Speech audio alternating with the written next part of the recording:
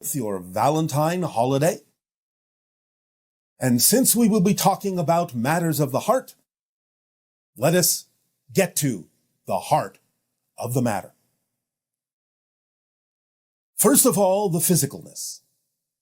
Your heart, as you know, beats to pump your blood through your veins and arteries around your body, circulating oxygen to your systems so they may absorb it and thrive and function properly. Let's draw an analogy between that system, the circulatory system of your body, and the circulatory system of the earth.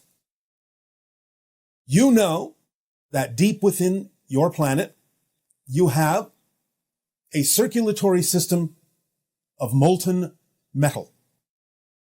As this molten metal moves around underneath the ground of your world, this is what generates the electromagnetic field of your planet. Likewise, your blood, your body contains a certain amount of iron. And the idea is that as it moves around your body, similarly, it also is to some degree responsible for amplifying and magnifying and producing the electromagnetic field that extends from your body. As you allow yourself more clarity, more refinement in your physical form, as you remove toxins from your system that may interfere with this process of your blood circulation, this electromagnetic field becomes more and more refined and extends farther and farther from your body. The strongest component of it is the heartbeat itself, or when the blood arrives in the heart, containing all of that iron. And with every heartbeat, you send out an electromagnetic bubble that expands from your body, all of you, and immerse each other in these electromagnetic connective bubbles. So that one heart literally talks to all the others, and you are immersed in the electromagnetic bubbles of all the other hearts. This allows for amplification of the communication non-verbally between you, allows for greater consistency and refinement and precision in your telempathic contacts with one another, which again is why we say telepathy instead of telepathy, because the empathy underscores the emotional component of the heart, the emotional intelligence of the heart that communicates with every beat to every other heart on the planet.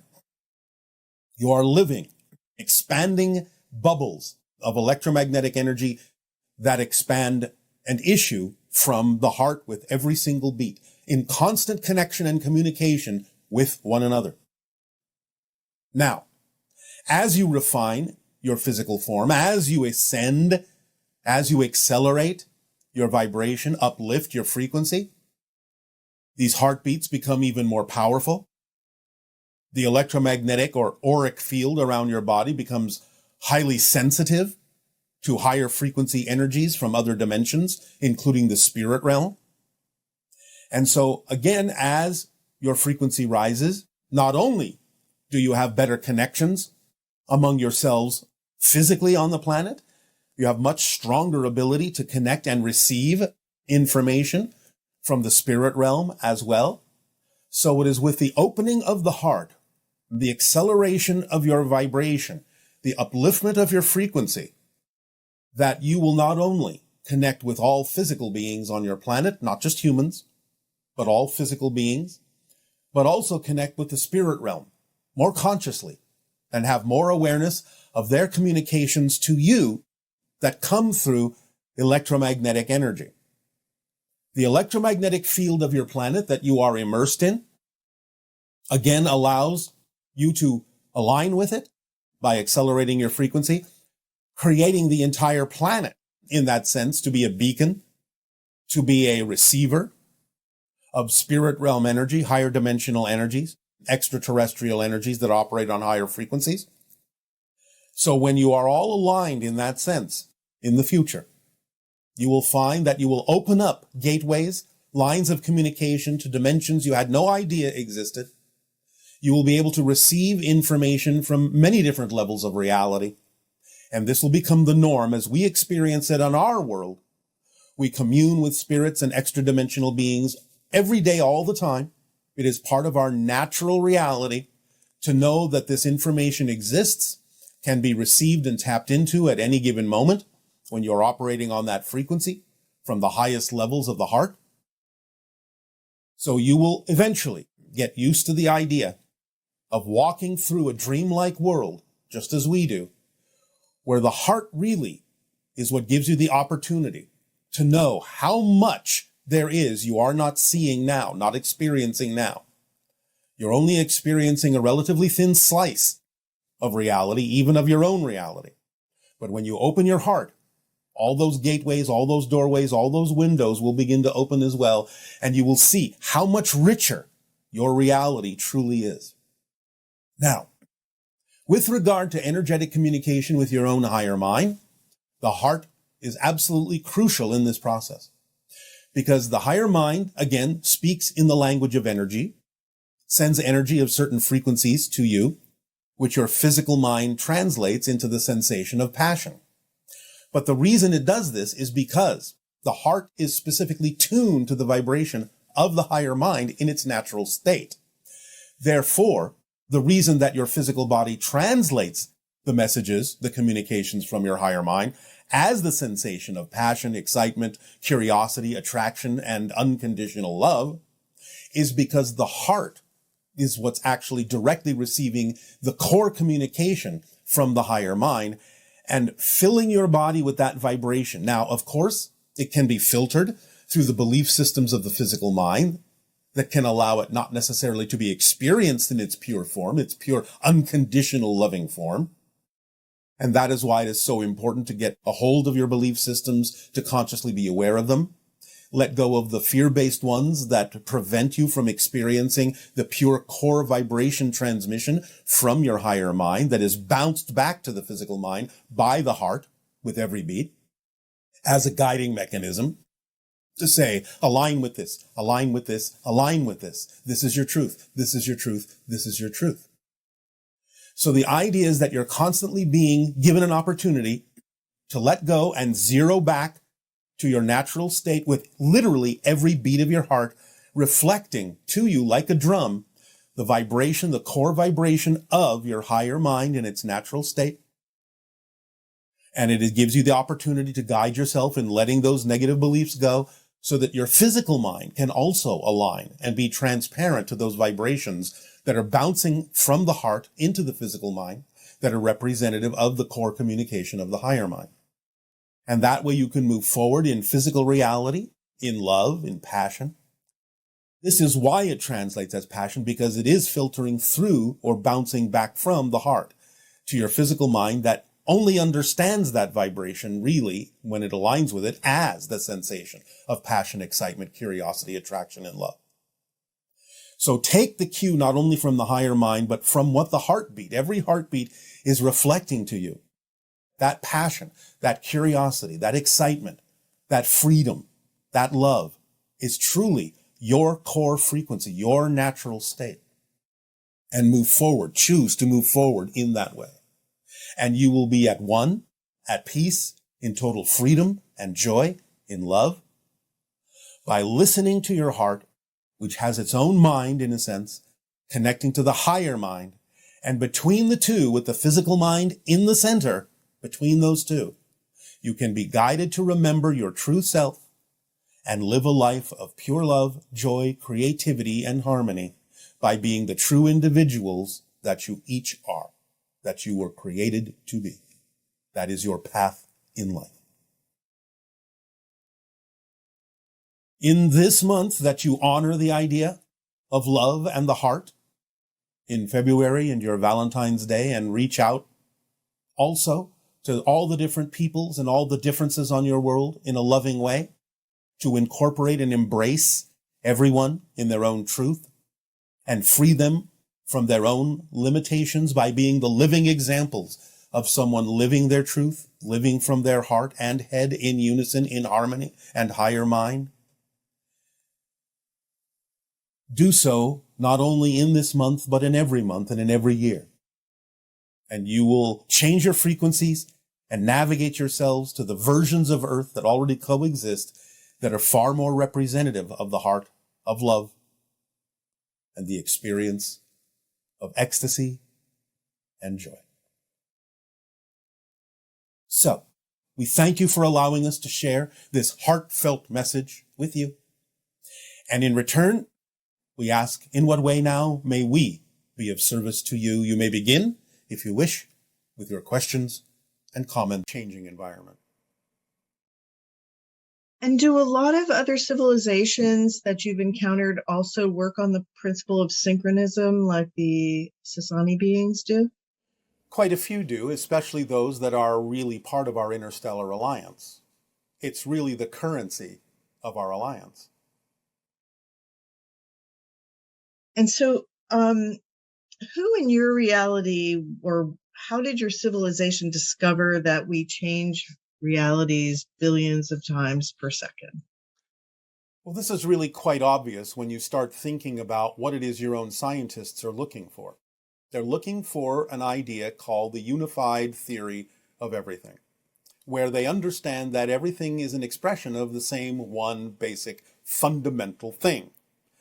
But if you take that a little further, you have to understand that if you're going to reduce everything down to something that is an expression of one thing, well, you have to include space and time as well as forces and other attributes of physical reality. By reducing space to its simplest form, it reduces down to a single dimensionless point. By reducing time down to its simplest form, you reduce it down to a single timeless moment. If you understand that everything is one thing, and therefore even space and time are reduced to their simplest components, then the experience itself of being capable of experiencing what appears to be vast space and vast amounts of time must be a projection that all exists at the same time, and therefore you logically conclude that what appears to be different locations and what appears to be different moments must all inhabit the same now moment and the same now point.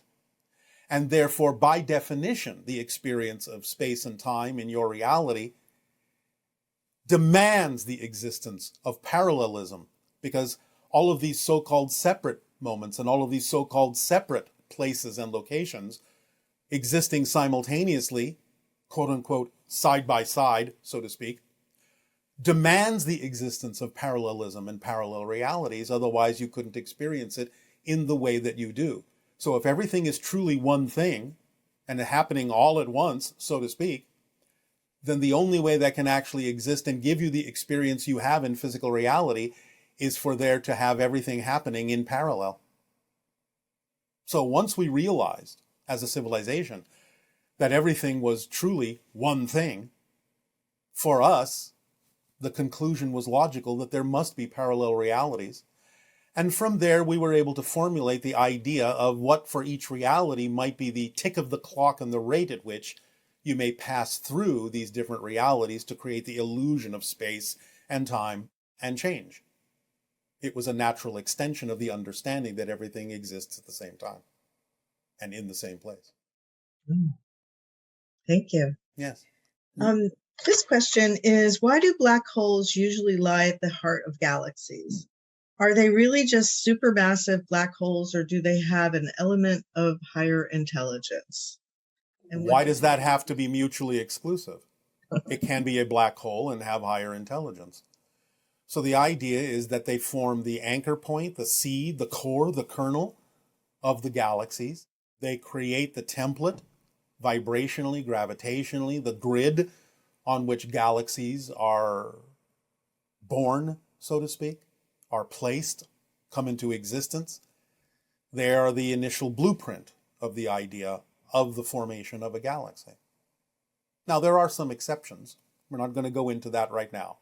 But fundamentally, for the most part, supermassive black holes, which do exhibit a type of intelligence, carry information in a way that lays out the template for the galaxies that they wind up at the core of. Okay. And there was a question about Sasquatch and why we never find the remains of Sasquatch physically here on Earth.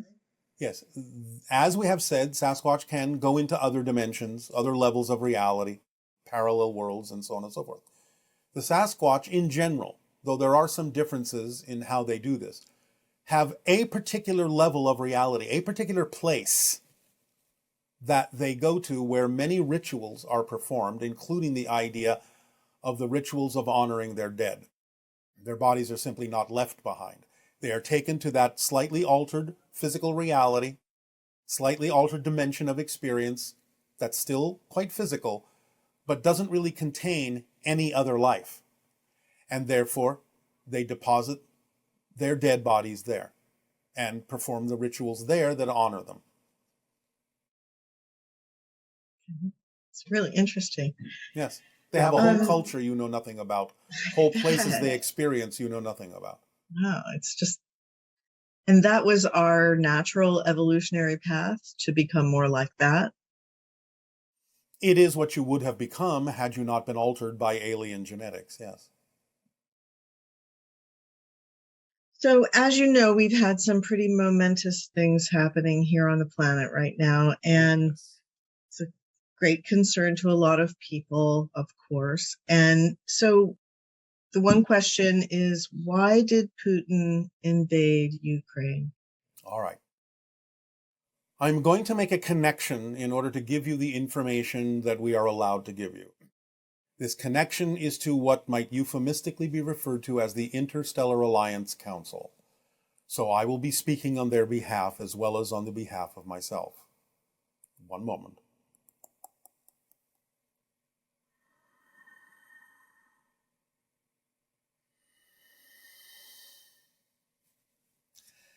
At this moment, the being known as Vladimir Putin is the most frightened and weakest person on your planet at this moment. Exhibiting the idea of weakness, exhibiting the ideas of fear, exhibiting the idea of loss of control and fear attached to that concept. Using force, using weapons, using coercion, using lies does not make one powerful. The use of such things is an indication that the person using them, or the people thereof, fear that they are weak and powerless. For they do not believe that their ideologies and their perspectives are powerful enough to draw and attract those to them without coercion, without force, without weapons, without lies. Therefore, they do not really believe in the power of their own ideology. They fear that they are weak. They fear that they are powerless. And they strike out and attack for the purpose of covering up and denying their belief in their own weakness and their own lack of self-empowerment. The idea on your planet is that from our civilizations, there are no soldiers, there are no police forces. This does not mean that you should abandon them or dismantle them. But in our reality, such beings take on more of the idea that you refer to as first responders, rescue operations, those that benefit the masses by coming in when and where they are needed to aid and assist and be of value in uplifting the civilization. Therefore, we lay out for you at this time, as an honorary member of the Interstellar Alliance, the notion and the practice and the actions necessary for these incidents to no longer occur. You have to have what you call your military and police forces, where each and every individual understands how life works and has an ethical and moral center on an individual basis rather than following orders in a slavish way, they would respond to any such being as a dictator that is operating in a negative, coercive, lying, forceful way with a no. We will not follow you because it is outside the alignment of our moral and ethical centers in our connection to all that is. Such beings would be an aberration on your planet and would be immediately removed into a program of correction and therapy to allow them to learn to connect to their own self-empowerment, their own spiritual center and expression of all that is, rather than being left, as you would say, in charge. When you can, create programs that instill this universal ethical and moral center, a sense of connection to spirit, and expression and actions that are in alignment with who you truly are as powerful beings, and honoring and owning your own true power, it will no longer be necessary to have soldiers that follow orders slavishly. It will no longer be necessary to have a police force that must enforce the law, but simply act as those that guide, nurture, uplift, remind. In the same way that we have the organizational bodies in our alliance that amplify and magnify the concept of organization, the concept of awareness, the concept of stability, the concept of fluidity, the concept of adaptability, and the concepts of strengthening and magnifying everyone's individual self-empowerment in a way that functions harmoniously throughout the whole. You must think in terms of whole systems, rather than components that you struggle to piece together. In this way, when there are no longer those that simply slavishly follow orders, but each having their own ethical and moral center, will such actions as you are now experiencing on your planet no longer be possible. You must allow yourself, if you wish, to create programs, to teach, to educate, to help each individual find their self-empowerment and align to the idea of what you call the positive side of their ethical and moral experience in life, to connect back to their awareness of all that is, so that they will no longer support individuals who force, who coerce, who lie. The idea, therefore, is that this program must be started on your planet for you to truly achieve what can be achieved in your connection to our interstellar alliance as a full-fledged member.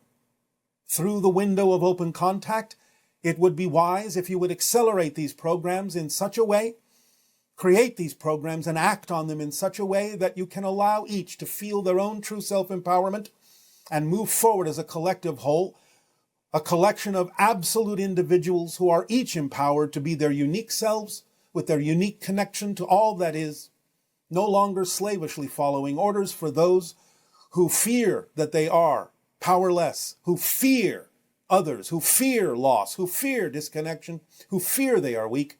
For again, weapons do not make you powerful. They are a statement that you feel and believe you are powerless to attract what you need in life without them. Let that be the anthem of your world. We thank you. Will that have answered your question? Yes, thank you. There was a follow-up question also, which was, will the ETs prevent full-scale nuclear war, and how can they do that? As we have said many times, there have been many demonstrations given over the military bases on your planet that harbor nuclear missiles, where our crafts have, by hovering over and extending their electromagnetic beams, shut down the launch codes, erased the launch codes, scrambled the launch codes to demonstrate that while it might still be possible for there to be a limited nuclear strike, a small one somewhere on your world, the idea of global thermonuclear war would rip through the fabric of dimensions to other realities, and this you are not allowed to do. So this will be prevented on a larger scale, even though smaller scales that will not have that effect interdimensionally can still be allowed, because you still have to make up your own minds about what you wish to experience on your world. But the larger expression of it, yes, is not allowed and will be prevented. That's good to hear. And we appreciate that. And we appreciate everything that you've shared. Thank you so much, Bashar, from me and from all of our listeners. We really appreciate you and love you. Our unconditional love to you all is our passion and our pleasure to interact with you in this way. And now, please allow yourselves to enjoy the idea of your heartfelt meditation.